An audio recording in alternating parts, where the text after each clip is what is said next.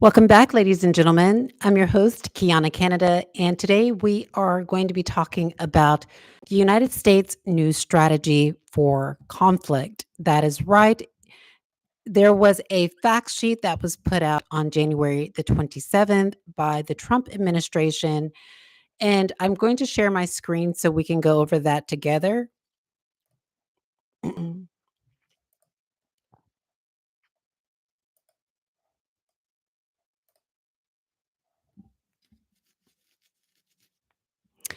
Okay, let's see.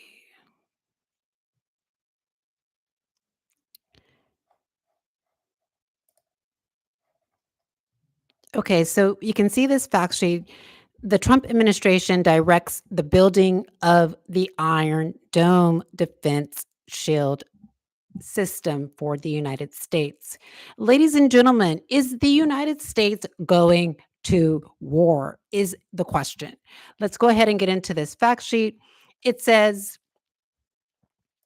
the executive order directs the implementation of a next generation defense shield for the United States. And so it's this defense system against various types of attacks. It says, with the goal of providing for the common defense of American citizens, the order accelerates the development and deployment of various layers, proliferated space based interceptors, um, a proliferated warfighter space architecture capabilities to defeat salvos prior to launch, etc. It also secures the supply chain for all components of the Iron Dome. The executive order further states that it directs a review of these, threats to the United States, posture to defend the United States troops deployed abroad, and an increase in cooperation with this defense technology development capabilities and operations with partners and allies. Let's so within this executive order, ladies and gentlemen, or within this fact sheet, it also talks about addressing vulnerabilities by modernizing an outdated system. So I don't know, I'm not sure. We know that there is this defense system in the Middle East. And so I'm not sure if what is going to happen now is that this system that is in the Middle East is going to serve as, I guess what I think is going to happen is that they are going to use that system to modernize, I guess, modernize. I'm confused. I have to admit I'm confused because are they gonna use the Iron Dome system in the Middle East and replicate that, but modernize it? Is that what they're trying to do? It says the threat attack by these various weapons remains a catastrophic threat facing the United States. Over the past 40 years, rather than lessening the threat from next generation, and so it's naming these weapons, has become more complex with the development of next generation delivery systems by our adversaries. Notwithstanding this increased threat, the United States homeland system and its policy has been limited to staying ahead of rogue nation threats and accidental or unauthorized launches. Okay, now that we have gone over that, ladies and gentlemen, it appears as if the United States either believes that there is a legitimate threat to the United States or it is preparing to go into conflict with its adversary. It's not immediately clear one or which one of the two is happening. But if you listen to a lot of independent commentators and policy analysts and political commentators, they believe that America is itching to go into conflict with its adversary. It's not clear to me why America is itching for this, but ladies and gentlemen, what's important to understand is that in the Middle East, the Iron Dome is over a small state. The United States is a huge state. There's several states within the United States.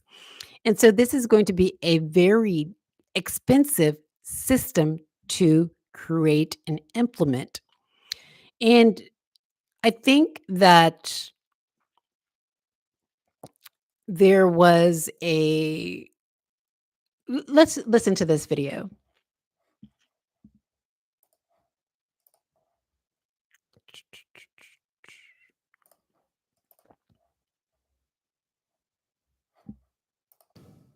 Unlike the Reagan era, the technology is now there to do a much more effective defense. But the US is a huge place compared to Israel. I don't think we're going to see an absolutely ironclad protective system over every US city. But as far as this, Ladies and gentlemen, did you hear that? He said that he didn't think that he acknowledged that the United States is a very humongous nation. It's humongous. And he believes that there is not going to be an ironclad system over all states. And so it raises the question, it begs the question like, okay, what states are going to be protected and what states aren't?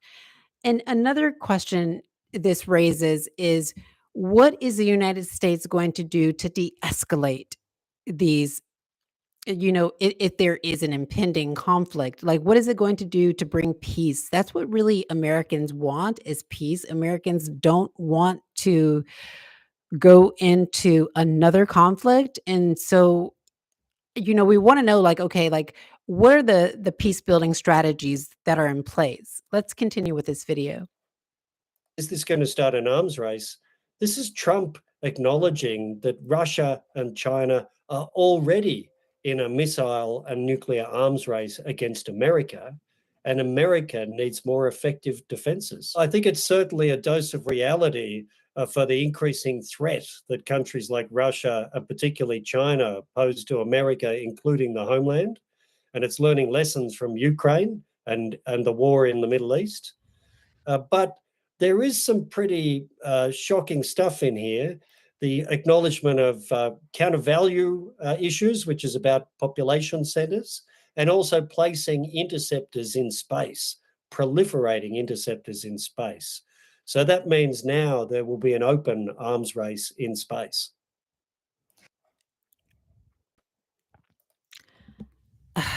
I'm deeply concerned. And so remember to reiterate, Trump has stated on numerous occasions that he seeks to take control over Greenland. And he says that he would consider using military force, unfortunately. And that is deeply concerning to me as an anti war advocate.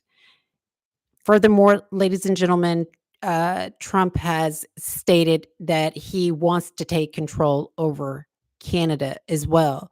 Although he said he would not use military force with Canada, he did say that he would use economic force. This is deeply concerning because what Americans want right now is peace. And so I think that a lot of Americans who voted for Trump, and so I did not vote for Trump, but I think that a lot of Americans who did cast a vote for the Trump administration or for there to be a Trump administration, what they wanted to see was an ending to these wars. And so one of the campaign promises that the Trump administration made was that he would end the war in Ukraine in a day, on the first day. And so that hasn't quite yet happened, but we do see some. I think we see some relief with the conflict in the Middle East between Israel and Palestine because the hostages are being released on both sides. And so there is, I think there is, I think that this conflict is coming to a close. And hopefully that we are able to see peace there. But in Ukraine, ladies and gentlemen, there isn't any hostages there. And so, what is the incentive for Russia to end this conflict with Ukraine is the question.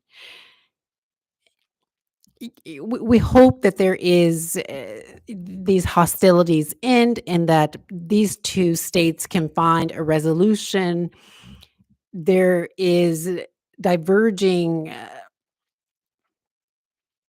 opinions on both sides. So, some opinions believe that Ukraine is winning, some believe that Russia is winning. And it's really difficult to tell. You never really can tell, right? Because a lot of this information is top secret, it's classified as to how these people that are actually leading this conflict, these military officials, like what they really think about their strategy. Like, do they think that their strategy is working? Do they think it's not working?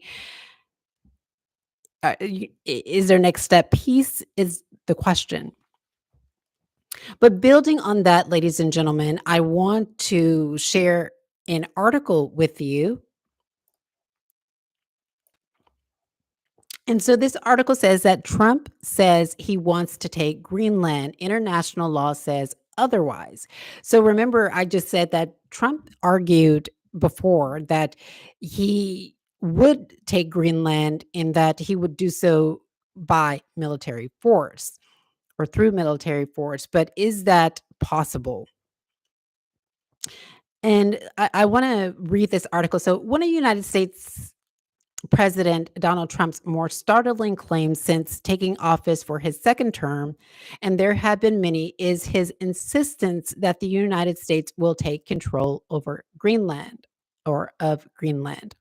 Both prior to taking office and since, Trump has spoken about a desire for the United States to acquire Greenland, an autonomous territory that is part of Denmark. This revives a proposal he floated in 2019 and is now being advanced with serious intent. Trump's interest in Greenland is framed around U.S. security. The island is strategically located in the Greenland Iceland United Kingdom gap. The gap can the gap gained prominence during the Cold War as an area where Soviet nuclear submarines could operate in the Atlantic Ocean, proximate to the United States and its NATO partners. Denmark's limited naval capacity meant that these Soviet submarine incursions were uncontested. Washington has always appreciated the strategic significance of Greenland. It was used during the Second World War as a U.S. military staging point due to its relative safety from the European theater of war and its capacity as a stopover for aircraft to refuel. Okay, let's get to where it's talking about international law.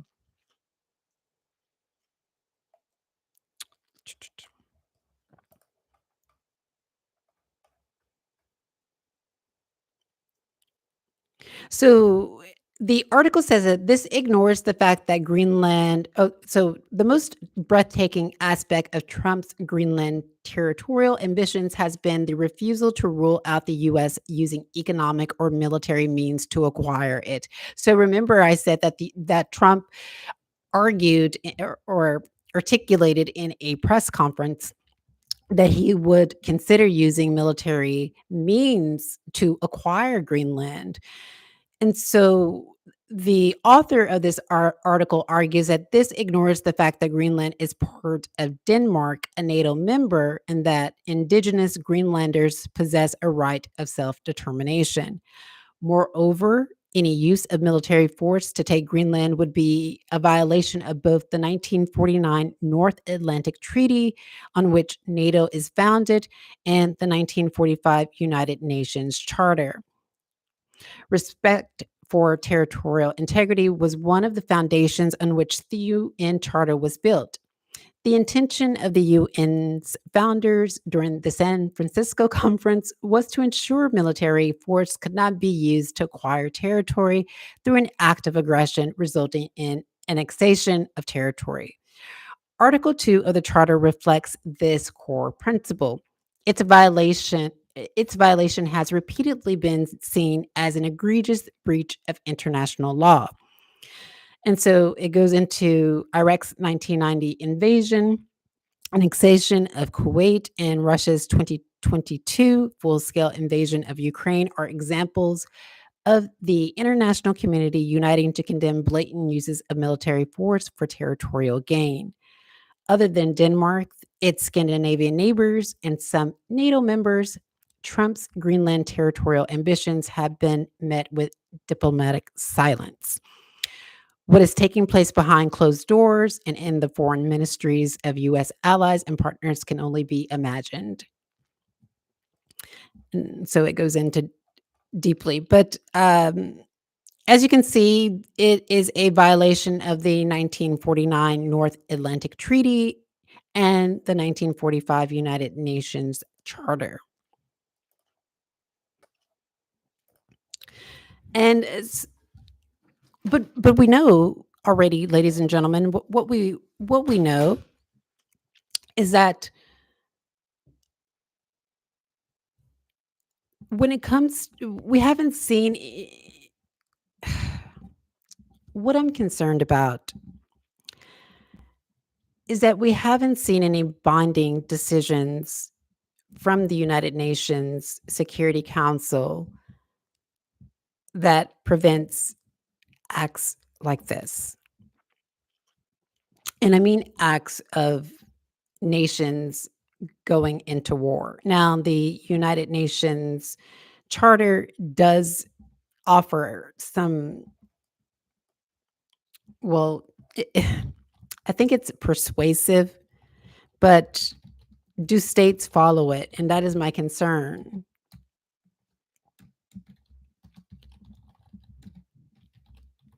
And we'll read this here, ladies and gentlemen.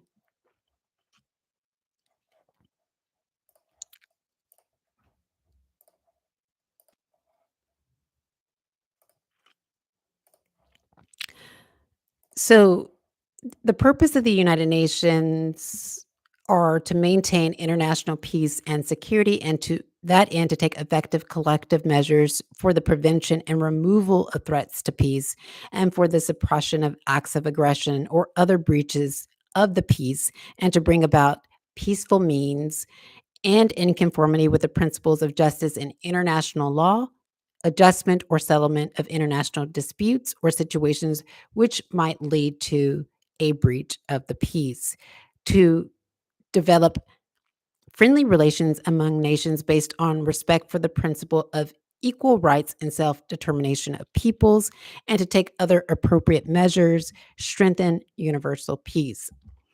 Three, to achieve international cooperation in solving international problems of an economic, social, cultural, or humanitarian character, and in promoting and encouraging respect for human rights and for fundamental freedoms for all without distinction as to race, sex, language, or religion.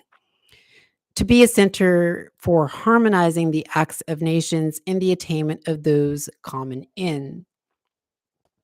So you can see, like, it is persuasive. It has persuasive language, and but we know that countries don't always follow the charter, which is regrettable, right? Countries don't always follow the charter, and countries don't always commit to recommendations from the United Nations Security Council or follow the resolutions. That is really deeply disconcerting. It's concerning to me as well. that doesn't happen. And I hope that the United States is able to solve this without military force. I hope that the United States is able to, if it truly wants a Greenland, that it is able to come to a resolution to acquire Greenland without taking it by force. And I don't know if this is all talk. I don't know if this is hyperbolic or hyperbole that Trump is, if this is hyperbolic language and statements from Trump. I don't know, but he has mentioned it a few times. So this leads me to believe that he's very serious about this. And that really concerns me. So, what do you think, ladies and gentlemen, for this? Do you think that the United States needs an Iron Dome defense system? Do you think that this is preparation, or do you think that this is agitation? Do you think that United States should find another way to acquire Greenland, or do you think that this is really infringing on the Greenlanders and the indigenous people's right to self-determination? These are good questions that I wanna know. I know that, to reiterate that, Trump has mentioned that he wants to acquire Canada as well, but he would do so through economic force. Do you think that there is a way that the United States and Canada could come together? I think this is going to be very difficult because these 2 countries have 2 different systems. Like, the healthcare systems, the educational systems are entirely different. And they're not the same. And so if all the policies and legislation was similar, then it would be easy to merge these 2 countries. But Canada, its system is more like the United Kingdom, and, uh, I think Australia, these 2 countries, and, so you can see, like, there would be a lot that the United States would need to do to merge, or let's say, let me give you an example. In Canada, the healthcare system is different, and I don't think that Canadians want to give up their healthcare. And so, does the Trump administration plan on giving all Americans the healthcare system that Canadians have? Because that's what we would probably want. And the United States hasn't found a solution to give, or to provide the kind of healthcare that the Canadians have. So you can see, like, this is an example of how these 2 nations are markedly different.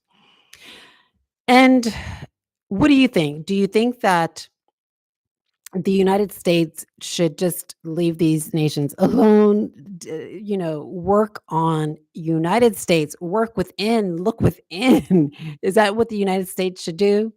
I wanna know. There you have it, ladies and gentlemen. We'll talk to you next time. Bye-bye.